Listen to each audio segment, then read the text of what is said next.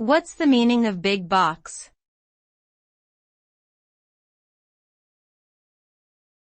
Big box.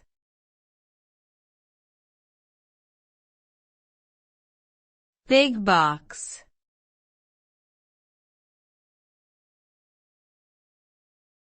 Big box.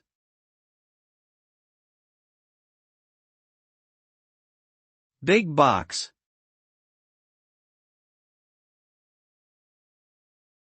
The term big box typically refers to large retail stores, often characterized by their size and the variety of products they offer. These stores are typically found in suburban or out-of-town areas and are designed to offer consumers a one-stop shopping experience for a wide range of goods, including groceries, clothing, electronics, and household items. The proliferation of big box retailers has had a significant impact on local communities, with some arguing that they contribute to urban sprawl, traffic congestion, and the decline of independent retailers.